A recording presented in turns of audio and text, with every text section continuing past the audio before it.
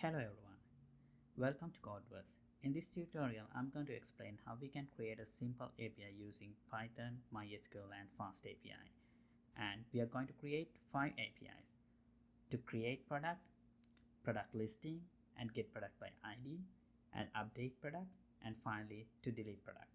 So let's dive into the implementation. So let's create a new project. So I'm going to create a Python project.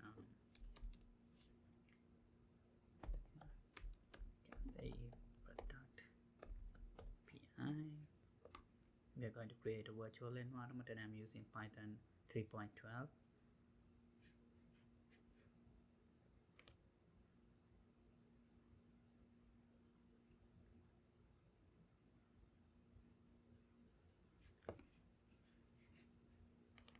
Alright, going to install some dependencies because we need several dependencies to get started this project. I'm going to install FastAPI and we need UVCon, SQL, Alchemy to work with the MySQL part. We also need MySQL.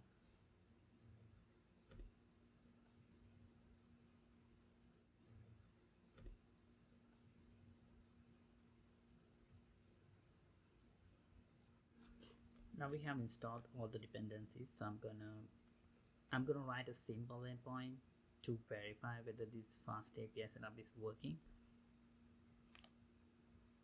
So I'm gonna create a main script. So from FastAPI, I'm gonna import FastAPI,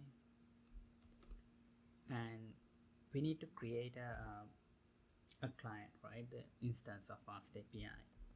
So I'm going to create FastAPI. All right. And now I'm going to create a simple endpoint, like maybe like a health endpoint. Get health. Right, and we are not passing any arguments and we are not requesting any parameters in API. So this is gonna be an get endpoint.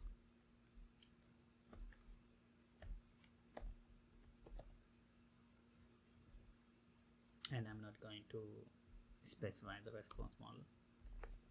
Return. We're going to return dictionary status working.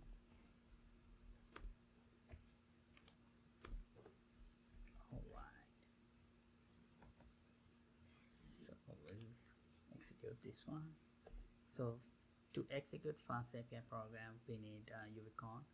UVCon has the network traffic, that means the API request.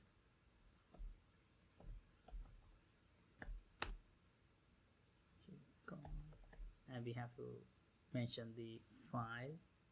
This is the main, so I'm defining this as main, and we need to provide the FastAPI instance that we have created, and we are going to pass another flag. So once we do any changes in the code base, so it will automatically reload the changes. Alright, so now our API is hosting in port 8000. So let's go and check. Got another endpoint here. Okay.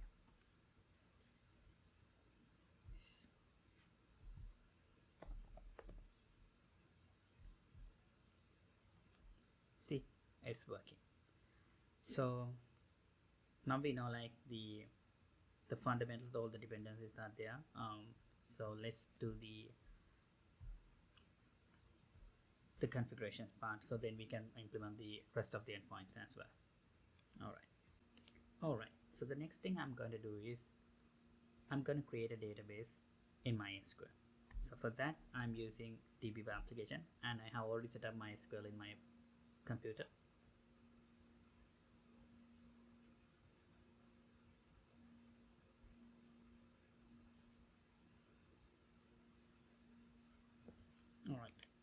I'm going to add a new connection, and I'm going to connect as the root user.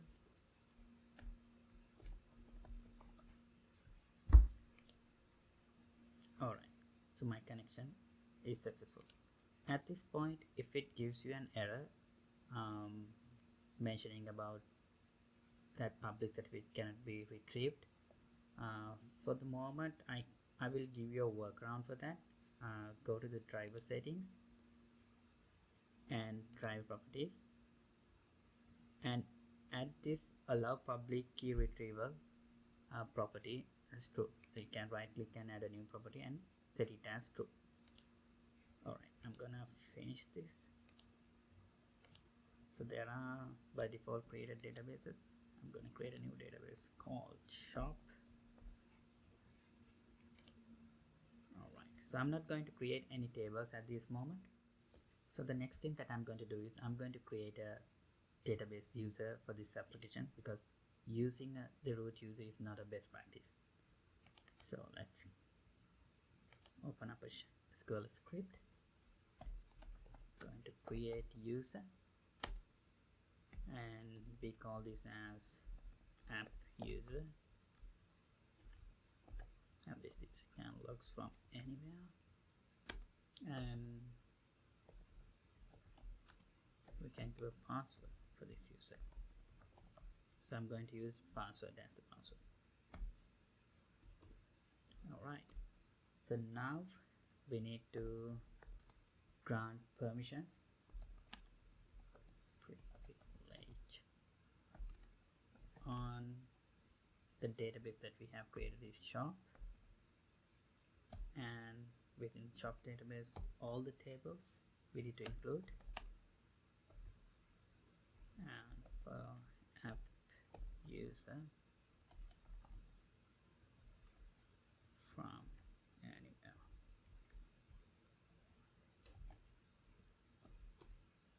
Alright, so finally I'm going to refresh the privileges.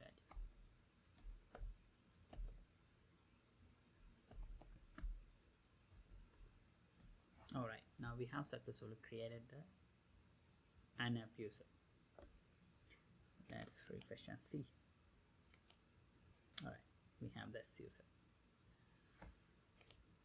Okay, so the next thing that I'm going to do is to connect to the database, we need to have a configuration to maintain, like configuring the database URL, username and password.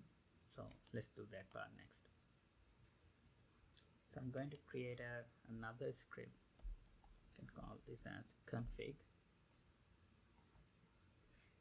So normally in a production or the enterprise level system, we either retrieve these credentials from a vault, or we have to store these credentials in our environment, the server environment, and we can restrict users who can access to that server. So I will assume in this case I'm not going to put these credentials in my server, but I will let you know how we can do this as well. So we can use .env, then lot.env, okay, and we are going to create a class name settings. So here I'm going to define the database URL, which is a string. We will try to get this from our environment, os.getEnv. So database URL. So if we set this database URL environment variable with a value that I'm going to type here, so then it will fetch it from the environment. But here I'm not going to do that.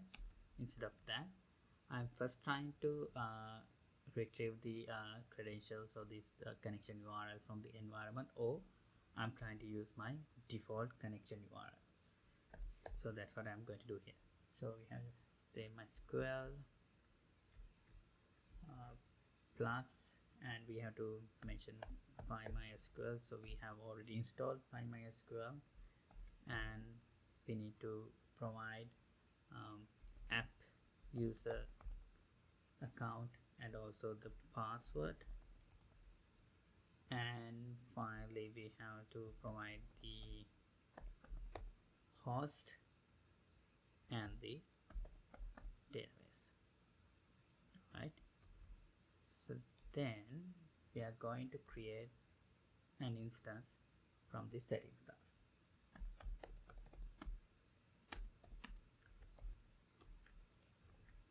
All right, so now we have completed the database configuration part as well. Sorry, not the database configuration, the application configuration. So we need to then work on the database configuration. So I'm going to create another script for that, which we can call database. All right. So here I'm going to use SQL Alchemy, and from SQL Alchemy I'm going to import create engine. So create engine, so we can manage, we need to create an engine to manage database connections.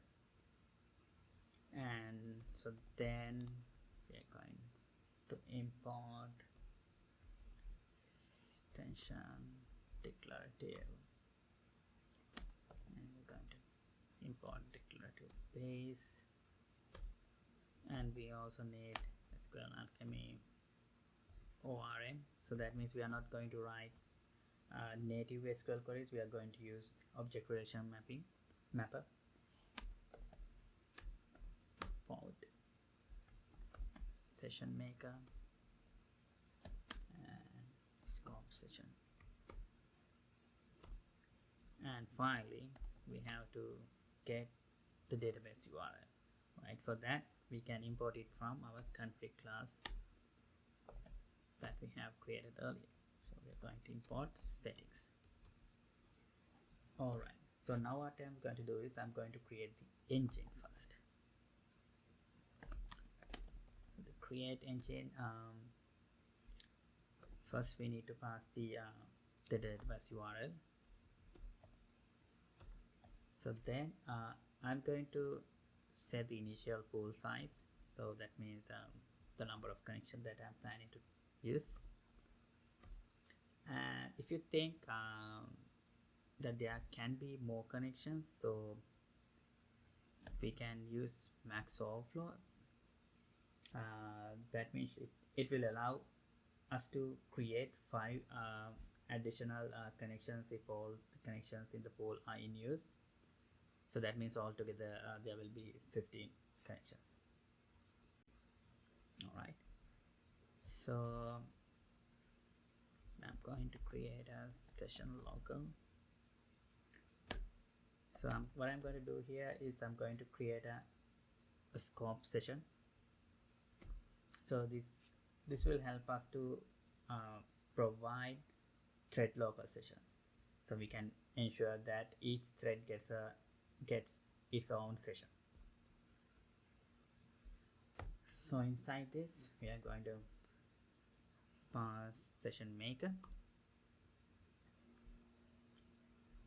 and we will set auto commit as false. So that means this session will not automatically commit any transactions, so we have to manually commit them. And we also set auto flush to false as well. And finally we bind the engine that we have created. All right, so finally, so this is for ORM. I hope you guys are aware about ORM, or object relational mapping. That means we can map a class object directly to MySQL database. So without writing queries, we can abstract that layer, and we can, using these ORM functions, we can interact with the database. So here I'm going to create that base class for those entities. So this is going to be the declarative base. And now finally, to connect to the database, we need to write a logic how to acquire the database connection. Right, so I'm going to create a small method called getDB, and DB going to create a session local, and if any exceptions occurs, we need to handle those things. Exception SE, and there will be a finally statement. So this is the stand for is straightforward exception handling part. Like first we are trying to yield the database connection. If there are any exceptions that we encounter during this process, we are going to roll back any transactions to maintain the consistency, and we will raise the exception. And finally, whether the exceptions occurs or not, finally what we are going to do is we are going to close this connection. Right, so I think now we have completed the database configuration. So let's try to implement the service logic.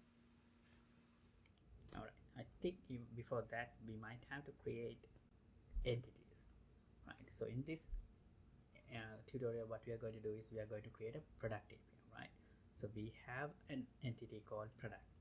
So let's first create those entities. So I'm going to create a new script. So yeah, from SQL Alchemy, I'm going to create column. So here what I'm going to do is I'm going to do ORM definitions.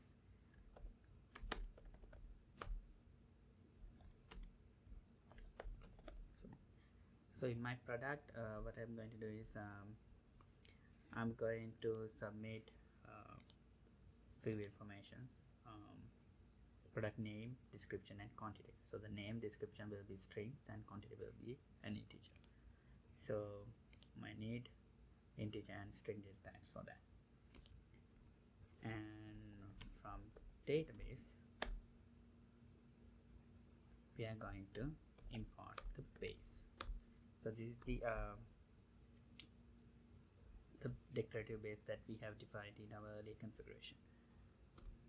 So I'm going to create another class called product entity, and this class will be extended from base class, and we have to provide table name attribute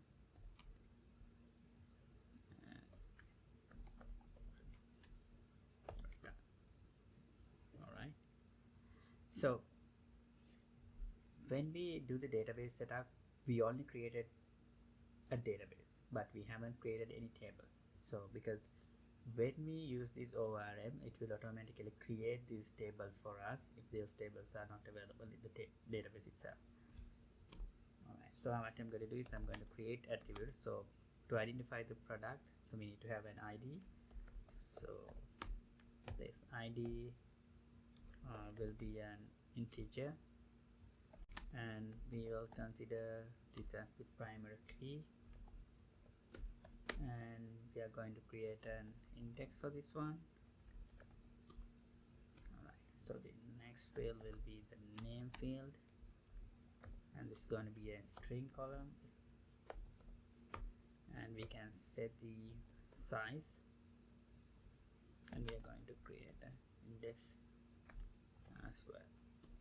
Yes, if you want to search the product by the product name, so this index will be helpful to retrieve these data records much efficiently. So description,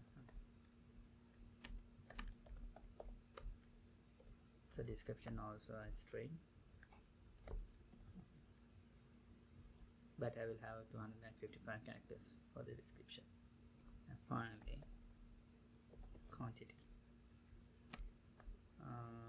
some integer.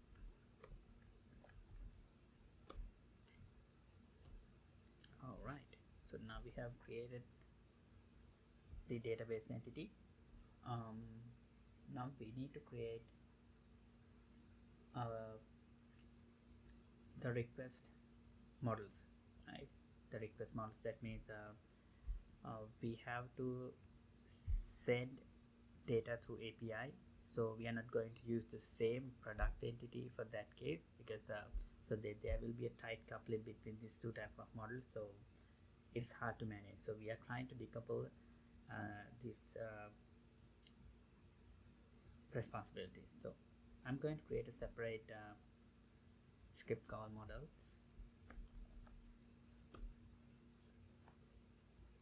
So in my models class, I'm going to use Python take base model. So then I'm going to create product base, and from base model. So this base as string description, string quantity, which is an integer. Okay. And we're also going to create a request model as well. Product create. So here I'm not going to add any attributes, just use this product, the existing attributes that comes from product based class. Then I'll create another smaller product base, and here I'm going to have another field called ID. And so this particular model I'm trying to use when we are doing this ORM embeddings. So for that case I'm going to have another inner class for this one, and I will allow to dump attributes from this class, from that tree. It's true.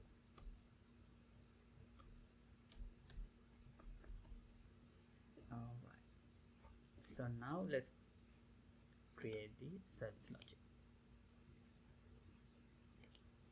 I'm going to create a service script for this one.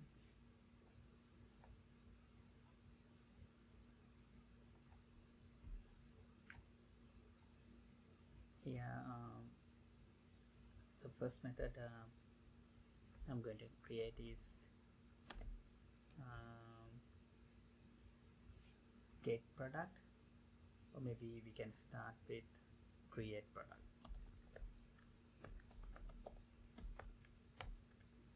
So for TP we have to have session, so I think I have to import session first.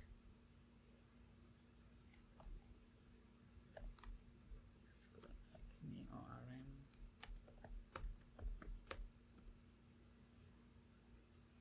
and let's import our entities as well.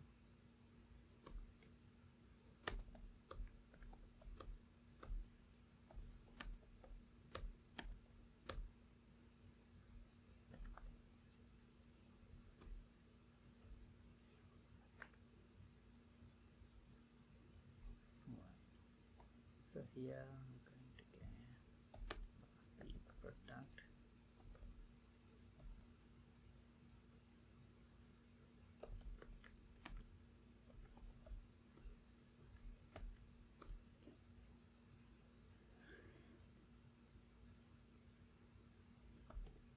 I'm going to create product entity out of this. So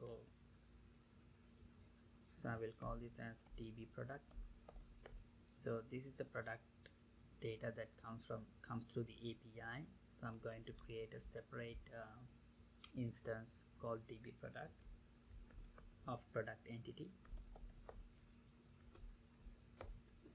and I'm going to copy everything. Model type. Okay. So what happened in this step is this will convert my identic model to the instance product into a dictionary. So with this double star, so this dictionary contains a key value pairs, so representing whatever the field or values in this product create model. So it will automatically set the fields in the product entity. So the next step that we are doing is we are going to add this product, so DB product. So in this step we are trying to add this instance to the database through a session. So like we are preparing this at this point, because still we haven't written this entity to the database, because when we did our configuration, we haven't I think we mentioned that auto commit as false, so that means we have to manually commit this transaction. So now everything is good, and I won't return this instance, whatever this DB product instance. So what I'm going to do is I'm going to do a refresh, because as you can remember, we have created an auto increment ID, right? So this auto increment ID is not something that comes from our API. So once we persist this instance to the database, at that point we will create this, we will generate this auto increment ID. So with DB refresh, we can ensure whatever this additionally populated details we can set to the DB product. So then finally we can return DB product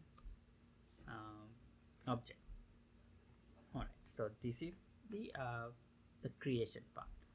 So now let's work on the get product endpoint method details. Okay, so this is dev product. We need to pass DB session, and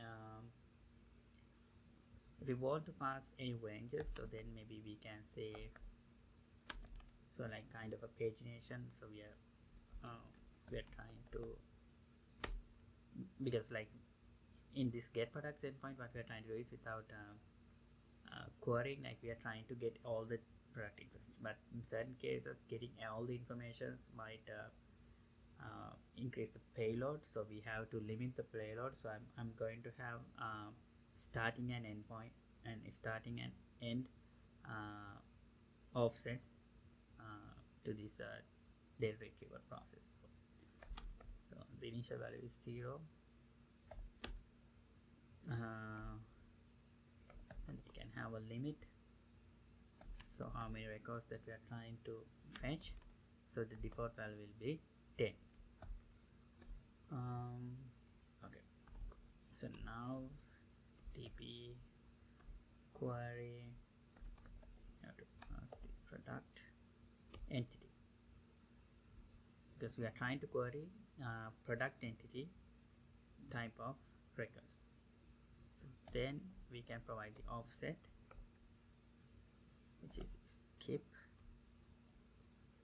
and we can limit the payload, and we are trying to fetch all.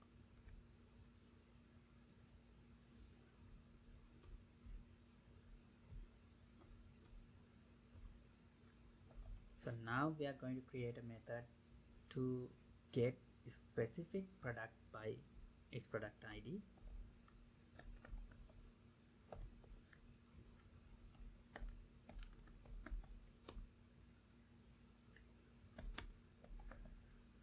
we know the product ID is going to be an integer because it's an auto increment ID. So here we are still trying to query product entity type, but now we need to add a filter query because we are giving a condition. So product entity ID should be equal to whatever the product ID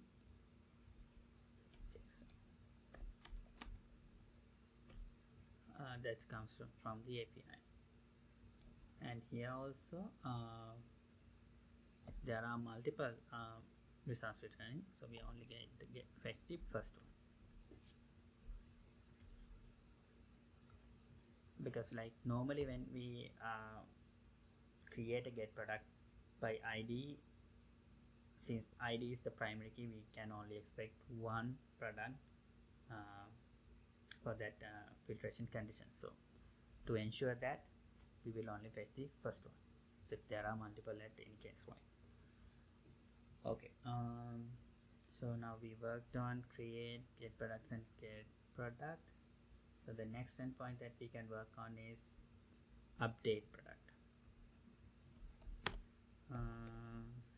So update product. So here also we need the DB session, and we also need the product ID because we are going to update a given product.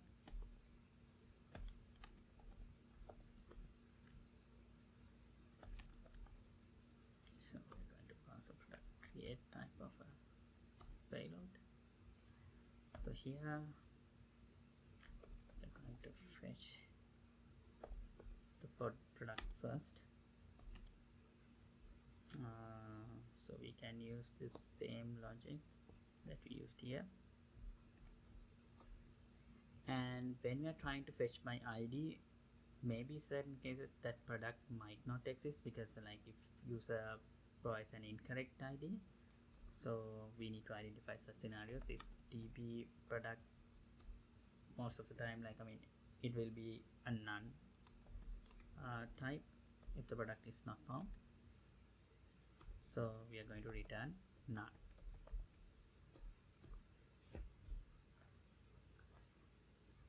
So then what we are trying to do is we need to get the key values of whatever the changes that comes in our model, right? So for that, what we do is we're trying to iterate for key value in product. We're going to do a model dump and we'll get the items, right? So then in Python we have a method called set attribute. So we can set attributes. So then we will set this attribute to the instance that we fetch from the database.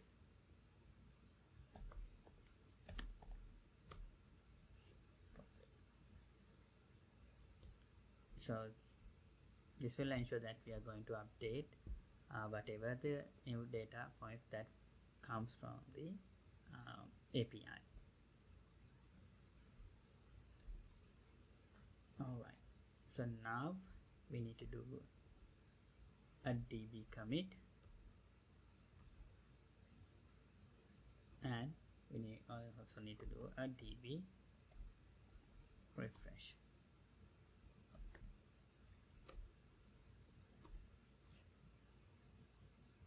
And finally we are going to return the DB product.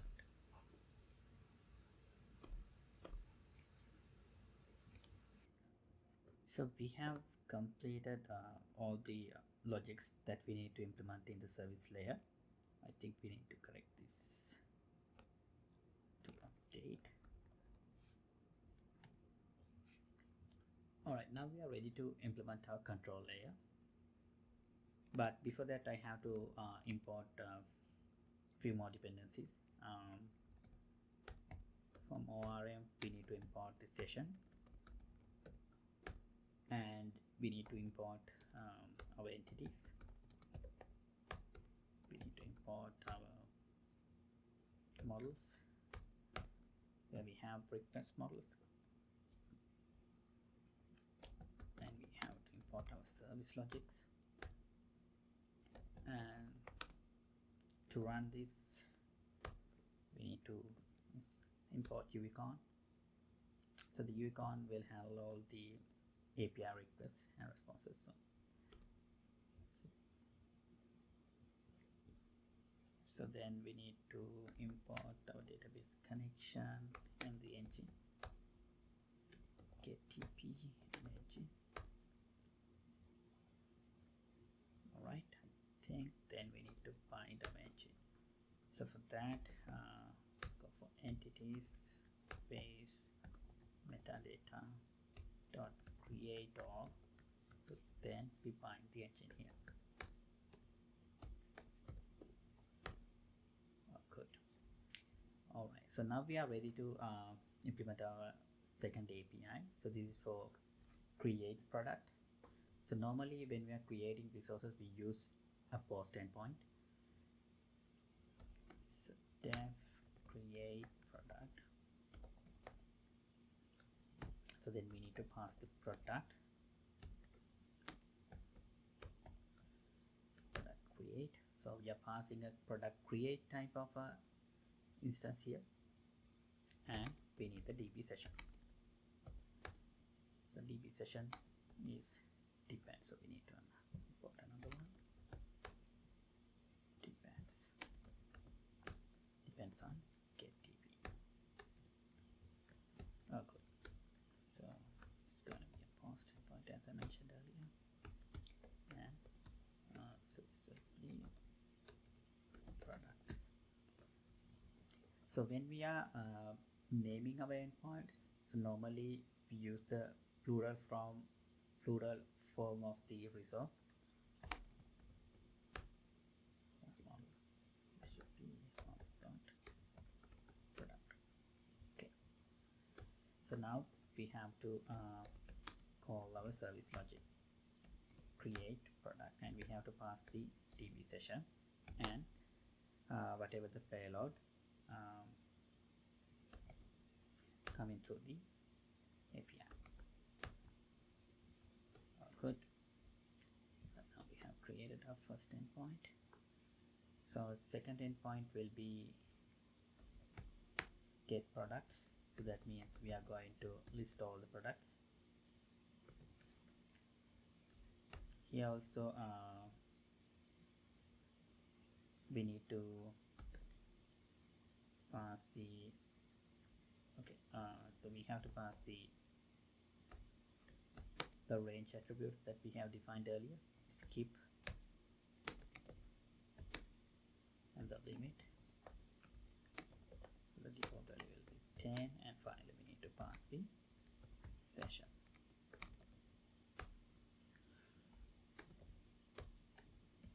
Alright, so this is a get endpoint.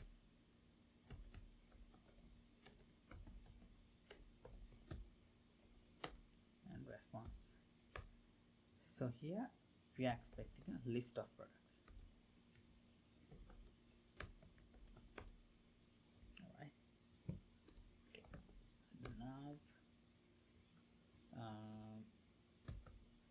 return service get products.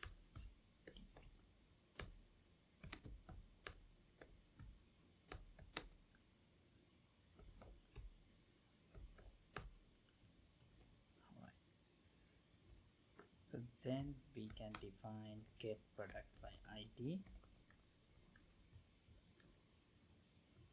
So here I'm going to pass the product ID. So this is an integer type, and we need to pass the session.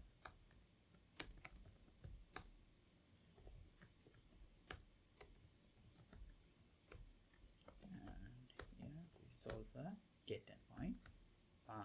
only difference is now we have a path variable that where we accept the product ID. So this should be same as the placeholder variable. So then the response null should be type of product. All right. So here we know that we define that logic in our service layer. When the product is not available, we are returning a null type. So normally when we are creating an API, if you are looking for a resource and if you don't come across that resource, you have to let the client know that the resource is not found. For that, we normally use HTTP status codes. So we need another dependency here.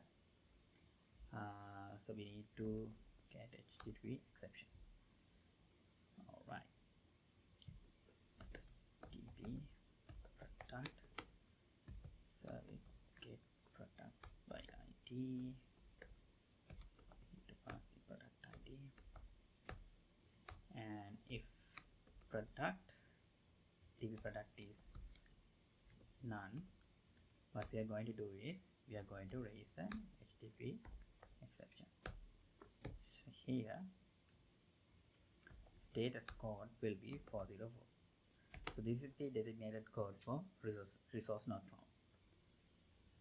And we are going to set a message product not found. All right. So then we will move to the update endpoint. Def get update product. So normally when we are updating a product, there are two ways of doing that. The first one is we can use a patch or we can use a put. So these are two types of HTTP methods that we are using, but we have different purposes. In patch, we only update partial object, but in a put method, we entirely replace the object with a new one. So here I'm going to use a put endpoint.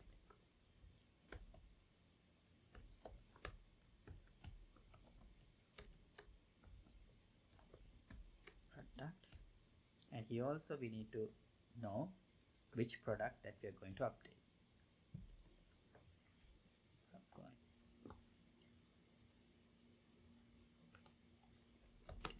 set the response model, which is smallest dot product, and we can copy this entire thing here, and also we can copy this one. So here instead of get product, we are going to update product, and we need to pass the product ID and the product.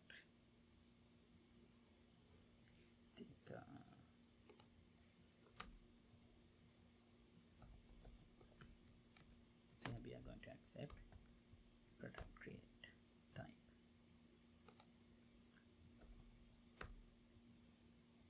All good. Right, here also when we are trying to update the product and we don't find that particular product, we are sending resource not found. All right, so now our final endpoint is our delete endpoint. So I'm going to copy paste this part. So I'm going to rename delete product, and here also we are going to send the same response, but sending the response is not mandatory when we are deleting a resource, because most of the time we are sending an empty payload. But here anyway I'm going to send a payload. Okay, so and when we're trying to delete, when the resource is not found, yes, mentioning that resource is not found. So I think we have completed all our endpoints.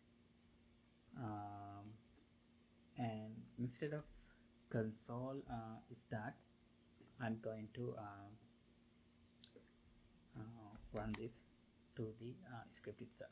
So if name,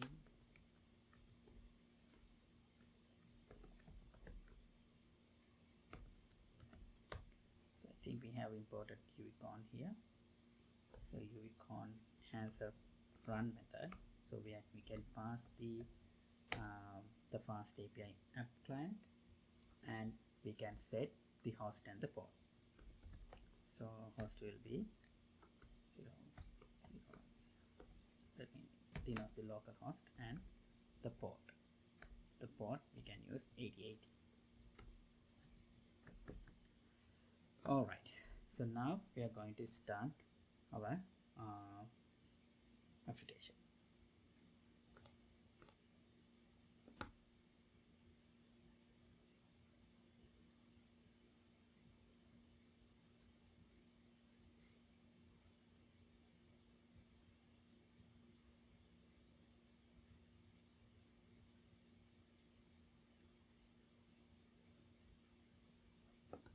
Okay, now the application has started.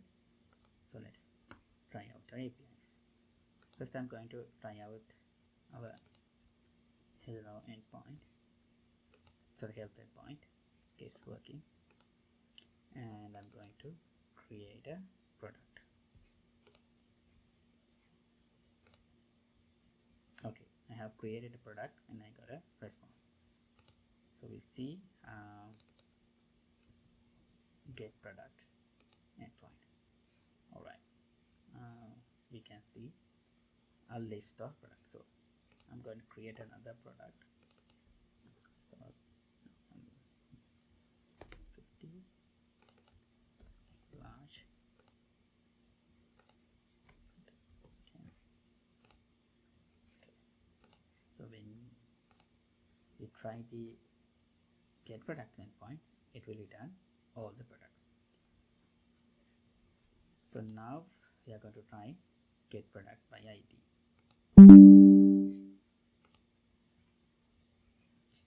I think I might have done something wrong. So the get product.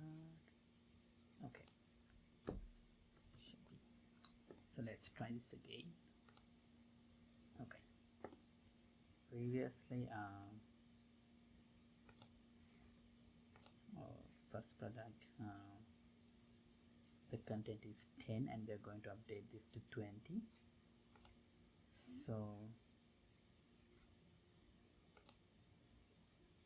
alright, now it's updated as 20. You can see here also, we can see that. Great. So let's move to our final endpoint.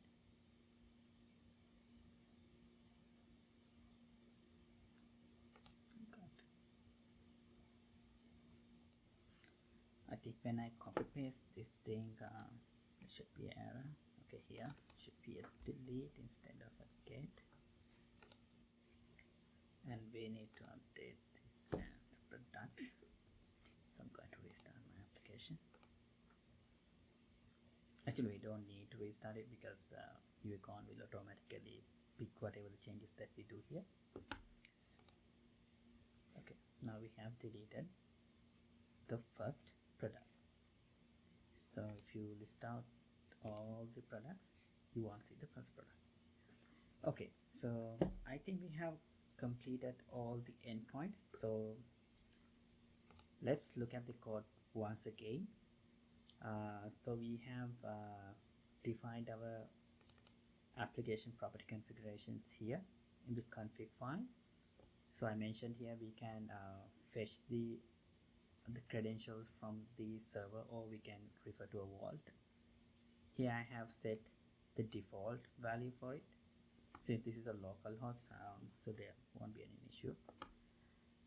And then we did the database configurations. We set the pool size, so to ensure the number of connections that we are creating against the database, and we implement a connection acquiring method as well, and we defined entities here. So the entities to represent MySQL tables, and so then we define models uh, for request and responses, and we implemented the service logic where we mention all the database access here, and finally we created the controllers. So if you think this helped you out, please subscribe to my channel and help me to create new content. Thank you very much. See you on the next session.